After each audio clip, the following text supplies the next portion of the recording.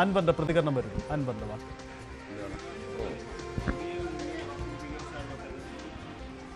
ഇല്ല, പുതിയ മുന്നണി എന്ന് പറയുന്നത് ഇന്നലെയാണല്ലോ നമ്മൾ മത്സരിക്കാൻ തീരുമാനിച്ചത്. അപ്പോൾ മണ്ഡലത്തിലെ പല ആളുകളുടെയും താല്പര്യപ്രകാരമാണ്. പ്രതിപക്ഷ നേതാവിൻ്റെ ഡ്യൂട്ടി പ്രതിപക്ഷ നേതാവ് ചെയ്യാത്തതാണല്ലോ ഇതിലെ ഒരു വിഷയം. ഞാൻ പറഞ്ഞു വന്ന പിണറായിസത്തെ എതിർക്കാൻ നേതൃത്വം നൽകേണ്ട പ്രതിപക്ഷ നേതാവ്, അദ്ദേഹം പിണറായിയോടൊപ്പം നിന്നുകൊണ്ട് പിണറായിസത്തിനെതിരെ ഞാൻ ഉയർത്തിയ മുദ്രാവാക്യം തകർക്കാനുള്ള ശ്രമമാണ് എന്ന് ഇന്നലെ വാതിലടച്ചോടുകൂടി നിലമ്പൂരിലെ ജനങ്ങൾക്കും കേരളത്തിലെ ജനങ്ങൾക്കും ബോധ്യപ്പെട്ടിരുന്നു. അതിൻ്റെ അടിസ്ഥാനത്തിൽ ഇന്നലെ വൈകുന്നേരമുണ്ടായ ഒരുപാട് ചെറുകിട സംഘടനകൾ, പ്രത്യേകിച്ചും എന്താ പറയുക, കാർഷിക മേഖലയിലുള്ള ആളുകൾ, തൊഴിൽ മേഖലയിലുള്ള സംഘടനകൾ, വ്യാപാര മേഖലയിലുള്ള ചെറുകിട സംഘടനകൾ, സാമൂഹിക സാംസ്കാരിക സംഘടനകൾ, ജീവകാരുണ്യ പ്രവർത്തനം വളരെ വലിയ രീതിയിൽ നടക്കുന്ന നിലമ്പൂർ നിങ്ങൾക്കറിയാം. ഇവരുടെയൊക്കെ ഒരു ആവശ്യമായിരുന്നു ഒരു ജനകീയ പ്രതിരോധ പ്രതിപക്ഷ മുന്നണി ഉണ്ടാക്കണമെന്ന്. അവരുടെയൊക്കെ താല്പര്യപ്രകാരം തന്നെയാണ് ഒരു മുന്നണിയുടെ കീഴിൽ മത്സരിക്കുക എന്ന തീരുമാനമുണ്ടായത്. അതുകൊണ്ട് നിലമ്പൂരിൽ നമ്മൾ ഉയർത്തുന്ന രാഷ്ട്രീയ മുദ്രാവാക്യം അത് ജനകീയ പ്രതിപക്ഷ പ്രതിരോധ മുന്നണിയുടേതായിരിക്കും. എങ്ങനെ ചിഹ്നം നമ്മൾ 2 ചിഹ്നം, അതായത് AITC ഇവിടെ കേരളത്തിൽ രജിസ്റ്റർ ചെയ്തിട്ടില്ല.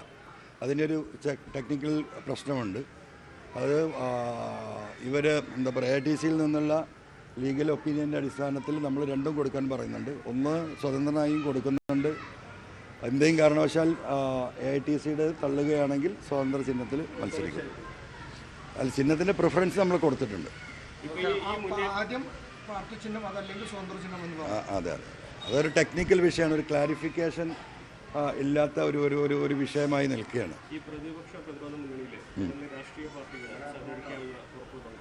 അല്ല, അതിൽ രാഷ്ട്രീയ പാർട്ടികൾ, അതിൽ ജനങ്ങളാണ് വിവിധ. ഞാനീ പറഞ്ഞില്ലേ, ഇപ്പോൾ അവിടുത്തെ സ്ഥിതി എന്താ? ബഹുമാനപ്പെട്ട അബ്ദുൾ ഹമീദ് MLA, അദ്ദേഹം ആരാ? ഇന്ത്യൻ യൂണിയൻ മുസ്ലിം ലീഗിൻ്റെ മലപ്പുറം ജില്ലാ സെക്രട്ടറിയാണ്. അദ്ദേഹം ഇപ്പോൾ തൊട്ടടുത്ത് വാർത്ത ചോദിച്ചത് നിങ്ങൾ ലേഖകരോട് എന്താ പറഞ്ഞിട്ടുള്ളത്? അങ്ങേയറ്റം മുസ്ലിം, അദ്ദേഹത്തിൻ്റെ വാക്കുകൾ ഞാൻ ഓർക്കുന്നത്, മുസ്ലിം ലീഗിൻ്റെ അഖിലേന്ത്യാ ജനറൽ സെക്രട്ടറിയും പാണക്കാട് ബഹുമാന്യനായ സാദിഖ് അലി തങ്ങളും, അദ്ദേഹം ഹജ്ജിന് പോയിരിക്കുകയാണ്. അവിടുന്ന് പോലും അവർ വലിയ ഇടപെടലുകൾ നടത്തി അൻവറിനോട് നീതി പുലർത്തേണ്ടതായിരുന്നു എന്ന് ധ്വനിക്കുന്ന രീതിയിലല്ലേ അദ്ദേഹം പറഞ്ഞത്? ഇതൊരു വസ്തുതയല്ലേ? ആരെയും ബഹുമാനിക്കില്ല, അഹങ്കാരത്തിന് കയ്യും കാലും വെക്കുക നമ്മൾ കേൾക്കേണ്ടത്. അതും വിട്ട് ഒരു ഹിറ്റ്ലറിസത്തിലേക്ക് അദ്ദേഹം പോയി എന്ന് ഞാൻ പറഞ്ഞു. കൃത്യമായൊരു ഹിറ്റ്ലറിൻ്റെ രൂപമായി UDFനെ അടക്കി വാഴുകയാണ്. ഞാൻ ഇന്നലെയും പറഞ്ഞതുപോലെ 40 കൊല്ലം മുമ്പ് ഈ പറയുന്ന K കരുണാകരൻ്റെയും ഒപ്പം കേരളത്തിൽ മന്ത്രിയായിട്ടുള്ള ബഹുമാന്യനായ ലീഗിൻ്റെ അഖിലേന്ത്യാ ജനറൽ സെക്രട്ടറി കുഞ്ഞാലിക്കുട്ടി സാഹിബിന് പോലും ഒരു പുല്ല് വില കൽപ്പിക്കാതെ, കോൺഗ്രസ് ആർക്കും KC വേണുഗോപാലിന് പോലും അദ്ദേഹത്തിൻ്റെ മുന്നിൽ അദ്ദേഹം പ്രയാസപ്പെട്ടെന്ന് നമ്മൾ കണ്ടതാണല്ലോ. കോഴിക്കോട് എന്നെ കാണാം, ഈ പ്രശ്നങ്ങൾ തീർക്കാമെന്ന് പറഞ്ഞ് ഞാനിവിടുന്ന് പുറപ്പെട്ട് അവിടെ പോയി 3 മണിക്കൂറോളം 5 മണി തൊട്ട് 8 മണി വരെ ഞാൻ കാത്തിരുന്നതാണ്. കാത്തിരുന്നതിന് കുഴപ്പമില്ല, അദ്ദേഹത്തെ പോലെ ആളെ കാത്തിരിക്കാൻ ഞാൻ തയ്യാറാണ്. പക്ഷേ എന്നിട്ട് പോലും കാണാൻ സമ്മതിക്കാതിരുന്നത് അദ്ദേഹം രാജി ഭീഷണിയാണ് മുഴക്കിയത്. അദ്ദേഹം രാജിവെക്കുകയാണ് നല്ലത്. ഈ UDF നേതൃത്വം രക്ഷപ്പെടണമെങ്കിൽ ഇപ്പോൾ ഒറ്റ കാര്യമേ ഉള്ളൂ. ഈ പറയുന്ന VD സതീശൻ്റെ ഇന്നെടുത്തുകൊണ്ടിരിക്കുന്ന റോള് 26-ലെ തെരഞ്ഞെടുപ്പിൽ വലിയ തിരിച്ചടി. ഇതാണ് അദ്ദേഹത്തിൻ്റെ നിലപാട്. നമുക്കറിയാം, അദ്ദേഹത്തിൻ്റെ ശരീരത്തിലും മനസ്സിലും ഒക്കെ അഹങ്കാരമാണ്. അദ്ദേഹം മുഖ്യമന്ത്രിയാകുമ്പോൾ കൈപൊന്തിക്കാനുള്ള ആളുകൾക്ക് മാത്രമായിരിക്കും കേരളത്തിൽ സീറ്റ്. അവസാനം ഇവിടെ ഉണ്ടായത് അതാണല്ലോ. ഒരു കുടിയേറ്റ കർഷകനെ സ്ഥാനാർത്ഥിയായി പ്രഖ്യാപിക്കാൻ നിൽക്കുന്ന ഘട്ടം അവസാന നിമിഷം വരെ, തലേന്ന് വരെ എൻ്റെ അടുത്ത് പറഞ്ഞത് എന്താണ്? അതിലൊരു മാറ്റമില്ല, ഞങ്ങൾക്ക് ആ കാര്യം അറിയാം. അപ്പോൾ എന്തുകൊണ്ട് കുടിയേറ്റ കർഷകനായ ജോയിയെ മാറ്റി? ജോയി അദ്ദേഹത്തിൻ്റെ ഗ്രൂപ്പിലല്ല. ജോയി വിജയിച്ചു വന്ന് 2026-ലെ തെരഞ്ഞെടുപ്പിൽ വീണ്ടും ആ സീറ്റിന് ക്ലെയിം ഉണ്ടാകും. സ്വാഭാവികമായും വീണ്ടും ഒരുപക്ഷെ അദ്ദേഹം അവിടെ വിജയിച്ചേക്കാം.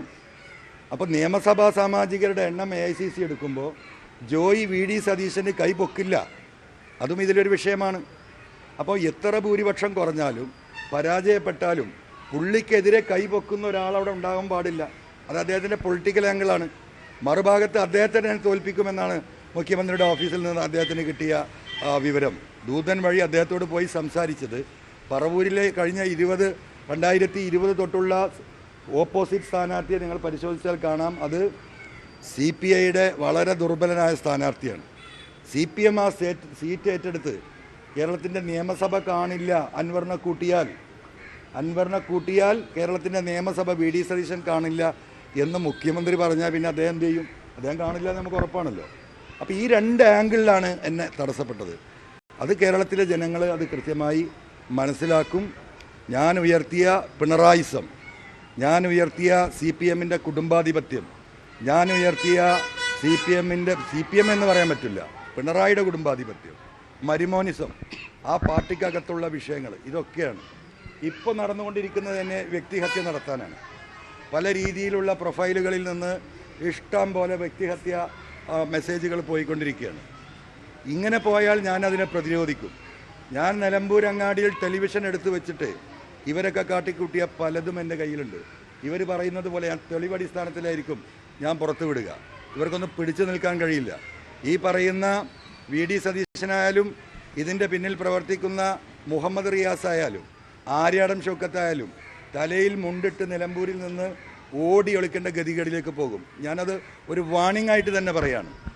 ഇതിൻ്റെ പിന്നിൽ കംപ്ലീറ്റ് പ്രവർത്തിക്കുന്ന വ്യക്തിഹത്യ നടത്തുന്നത് മുഹമ്മദ് റിയാസിൻ്റെയും ആര്യാടൻ ഷൗക്കത്തിൻ്റെയും നേതൃത്വത്തിലാണ്. അതൊരു പരിധി കഴിഞ്ഞാൽ എനിക്ക് അതിനെ പ്രതിരോധിക്കേണ്ടി വരും. മുഹമ്മദ് റിയാസ് കേരളത്തിലെ നവകേരള സദസ്സ് നിങ്ങൾക്കറിയാം, കോടിക്കണക്കിന് രൂപ ഞങ്ങൾക്കൊക്കെ ചിലവ് വന്നാൽ ഞങ്ങൾ പിരിവിട്ട് എനിക്കതിന് മുകളിൽ 50 ലക്ഷം കടമെന്നാണ്. ഓരോ നിയോജക മണ്ഡലത്തിലും ആ നിയോജക മണ്ഡലത്തിലെ കമ്മിറ്റിക്കായിരുന്നു 140 മണ്ഡലങ്ങളിലും ആ പരിപാടി നടത്താനും അതിന് കലക്ഷൻ നടത്താനും ഒരാൾക്കും ഒരു പൈസയും ആരും കൊടുത്തിട്ടില്ല.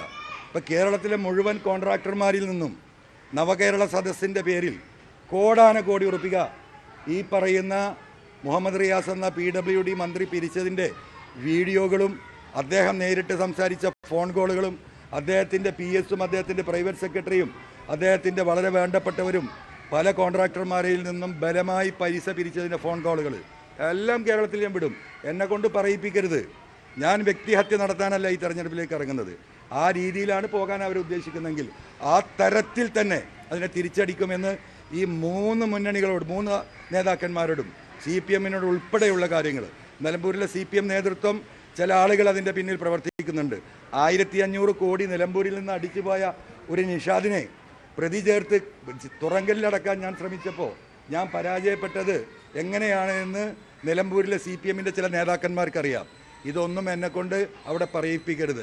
ഇപ്പോൾ അവസാനമായി കാരാട്ട് കുറീസ് മുങ്ങിപ്പോയതാണ്. ഈ പാവപ്പെട്ട മനുഷ്യർ 12,500 കോടിയോളം രൂപയാണ് നിലമ്പൂരിൽ നിന്ന് ഈ 2 സംഘങ്ങളും അടിച്ചു മാറ്റിയത്.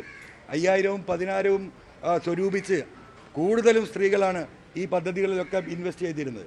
അവരെയൊക്കെ കബളിപ്പിച്ചതിൻ്റെ കഥകൾ നിലമ്പൂരിലെ ജനങ്ങളോട് പച്ചയായി പറയേണ്ടി വരും. അതുകൊണ്ട് വ്യക്തിഹത്യ നിങ്ങൾക്ക് അവസാനിപ്പിക്കുന്നത് നല്ലതായിരിക്കുമെന്ന് ചെറിയ ഒരു റിക്വസ്റ്റ് പറഞ്ഞു വിടുകയാണ്. ഇന്നലെ മുഖ്യമന്ത്രി കൺവെൻഷൻ ഉദ്ഘാടനം ചെയ്ത് ആദ്യം പറഞ്ഞത് തന്നെ PV അൻവർ വഞ്ചിച്ചു.